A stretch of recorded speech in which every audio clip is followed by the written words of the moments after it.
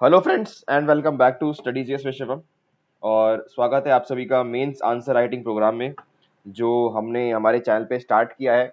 Basically ये mains answer writing program Uttarakhand PCS का जो मेंस आने वाला है अभी 20 अगस्त से 23 अगस्त तक जो मेंस है उसको मद्देनजर रखते हुए mains answer writing program start किया गया। लेकिन ये मेंस आंसर राइटिंग प्रोग्राम जो है सभी के लिए है जो भी पब्लिक सर्विस कमीशन का एग्जाम्स लिख रहा है।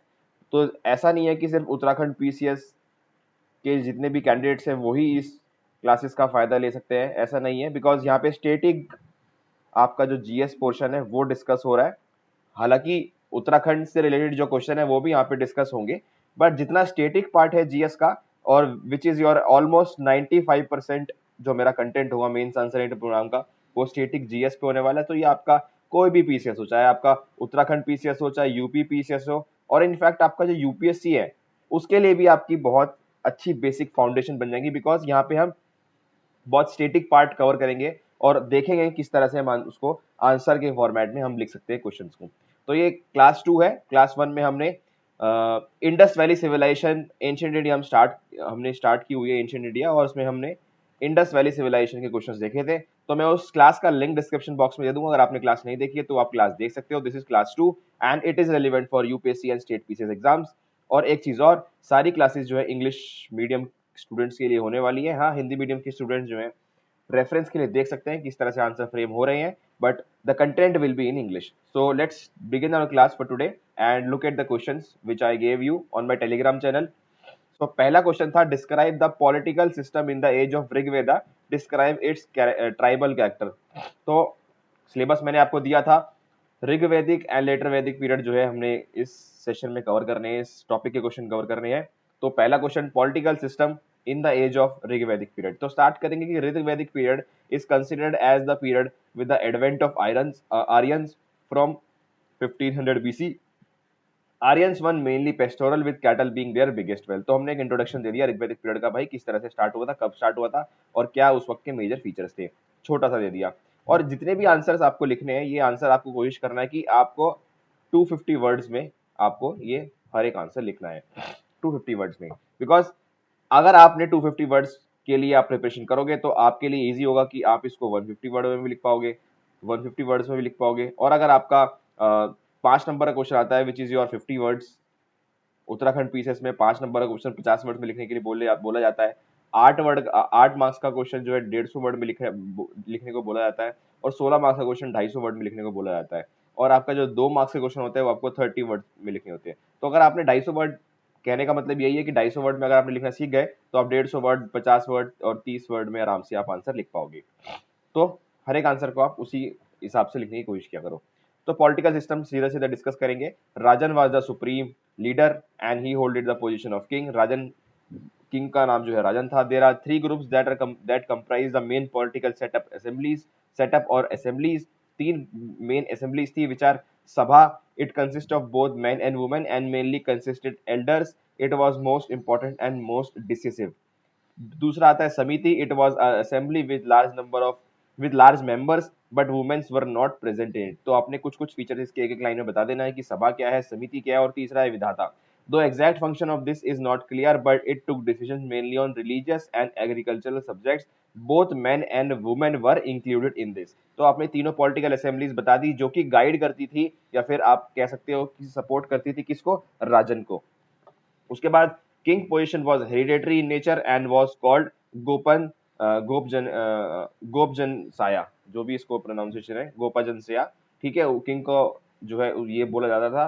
King did not maintain a standing army. Standing army इस वक्त नहीं होगी बिकॉज आपको पता है कि इसका बैकग्राउंड आपको बहुत अच्छे से क्लियर होना चाहिए। स्टैंडिंग आर्मी इसलिए नहीं बिकॉज इतना ज्यादा ट्रेड नहीं है, इतना ज्यादा एग्रीकल्चर एडवांस नहीं हुआ है, बिकॉज आर्यन की खोज अभी तक नहीं हुई है। सो इसलिए स्टैंडिंग आर्मी की जरूरत नहीं है। बिकॉज हमें अभी इस वक्त के जो लोग हैं अभी वॉर नहीं लड़ रहे हैं टू कॉन्केस्ट लैंड, अभी सिर्फ वॉर लड़ जाते हैं किसके लिए, कैटल के लिए। तो स्टैंडिंग आर्मी की जरूरत नहीं है। So political system of Rig Vedic period was tribal in nature, क्योंकि क्वेश्चन पूछा है हमने ये बता देना है कि as the political system was not men much formalize नहीं था, with different officers in charge of different subjects. Also, no standing army was maintained because there were many battles for cattle and not for expansion of territory. तो इसलिए बता देना है कि ज्यादा जो है एडवांस्ड इकोनॉमी नहीं थी, ज्यादा एडवांस सोसाइटी नहीं थी, इसलिए जो है आपका जो है ट्राइबल नेचर का जो है आपका पॉलिटिकल सिस्टम था, और इस करके आपको ऐसे ही आपको आंसर एक्सपेंड कर देना है इस चीज में, ठीक है। कुछ और पॉइंट्स आपको ऐड करने, आप ऐड कर सकते हो। So this is how you can answer this question, ठीक है। नेक्स्ट क्वेश्चन चलते हैं। Describe the social organization and family system of Rig Vedic period. तो ऋग वैदिक पीरियड को आप अर्ली वैदिक पीरियड भी बोलते हो, कुछ बुक्स में यहाँ पे अर्ली वैदिक पीरियड बोला गया है, तो उसको कंफ्यूज नहीं करना है। तो सोशल ऑर्गेनाइजेशन अगेन हमको स्टार्ट करना है ऋग्वैदिक का इंट्रोडक्शन देके। ऋग्वैदिक और अर्ली वैदिक period was started with the advent of Aryans in Indian subcontinent from central Asia in around 1500 BC. People were mainly pastoral and cattle was there biggest wealth. ठीक है, हमने इंट्रोडक्शन इसका दे दिया अच्छे से। उसके बाद सोसाइटी देखेंगे जो क्वेश्चन में पूछा है। पैट्रियार्कल सिस्टम वाज फॉलोड, और सोसाइटी में जो है वुमेन को रिस्पेक्ट दी जाती थी। Womens had a good position in the society and had political rights, जो कि आप देख सकते हो कि सभा विधाता के जो है वो मेंबर थे, तो पॉलिटिकल असेंबली जो थी उसके मेंबर्स थे, तो पॉलिटिकल राइट्स उनको दिए गए थे। एजुकेशन राइट्स की अगर हम बात करो तो हमें ये पता लगता है कि एजुकेशन राइट्स भी उस वक्त के वुमेन्स को दी जाती थी, बिकॉज वाइफ ऑफ अगस्त्य ऋषि लोपामुद्रा जो है उस वक्त की एक इंटेलेक्ट थी। तो ये आप ये एग्जाम्पल आप अपने आंसर में जरूर लिखना, बिकॉज ये आपको एज देगा, एक आधा मार्क्स जो है आपको बढ़ा देगा। सोसाइटी जो है डिवाइडेड थी on the basis of profession and not on the basis of caste, not on the basis of caste, caste पे नहीं डिवाइडेड थी, ठीक है। And not on the basis of birth, sorry not basis on the caste नहीं, birth. Priestly class, warrior class, traders, ये इस तरह से आपका जो है क्लास डिवाइडेड थी। स्लेवरी जो है प्रैक्टिस की जाती थी मेनली विद नॉन आर्यंस, और नॉन आर्यंस जो स्लेवरी थी उसको आप बोलते हैं slavery was practiced mainly in with non-Aryans, ठीक है। यूनिट्स ऑफ सोसाइटी इंक्लूडेड विस, जन, कुल। तो ये यूनिट सोसाइटी का, विस का मतलब क्लैन, जन का मतलब कम्युनिटी, कुल का मतलब फैमिली, जो कि मोस्ट इंपॉर्टेंट था, और कुलापा जो है वो एल्डेस्ट मेंबर था फैमिली का, तो ये आपने बता दिया। Window remarriage was allowed under नियोग विवाह। नियोग विवाह क्या होता है इसका छोटा सा स्टेटमेंट दे देना है कि under which if women became widow without having son could remarry. कहने का मतलब अगर वुमेन का बेटा है, वुमेन का अगर बेटा है तो उसको रीमैरिज करना अलाउड नहीं था, लेकिन अगर वो बिना बेटे के वुमेन है, यानी उसका कोई बेटा नहीं है, तो उसको रीमैरिज करना अलाउड था। इसको बोलते थे नियोग विदा। उसके बाद गोत्र सिस्टम वाज नॉट प्रिवेलेंट, तो अर्ली वैदिक पीरियड में गोत्र सिस्टम नहीं था। तो इस तरह से आपको सोसाइटी ऊपर लिख देना है आंसर। ओके, नेक्स्ट क्वेश्चन चलते हैं हम। How was the material life of the later Vedic period. Later Vedic period की मटेरियल लाइफ बताना है।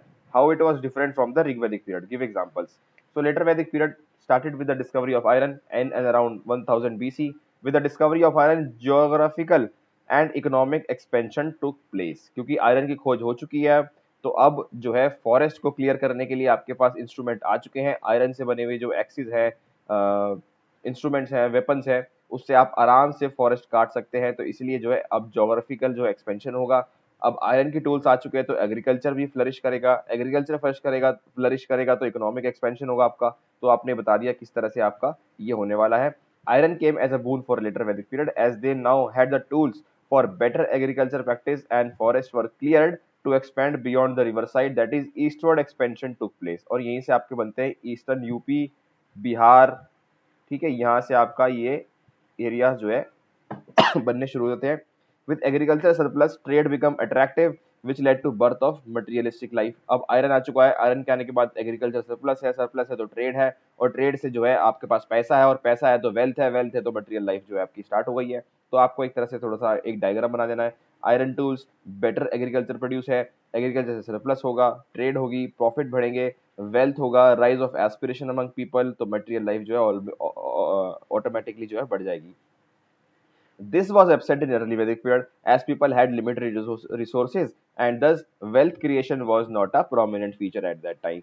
तो ये बता देना है कि अर्ली वैदिक पीरियड में ये सब नहीं था, बिकॉज उस वक्त जो है आयरन की खोज नहीं हुई थी, और उस वक्त के जो रिसोर्सेज थे वो बहुत लिमिटेड थे। So voluntary taxation in the form of bhag, that is 1/6 to 1/2, इतना आपको भाग देना पड़ता था ऑफ द प्रोड्यूस। शुल्क एक एडिशनल टैक्स था। बाली एक कस्टमरी शेयर था जो आपको देना पड़ता था, वॉज इंट्रोड्यूस्ड। विस और वेश्या were the chief tax paying community, और वेश्या जो है आपकी वर्णा सिस्टम पे थर्ड पे आते हैं। Which is basically traders, artisans, peasants सब इसमें आते हैं वेश्याज में।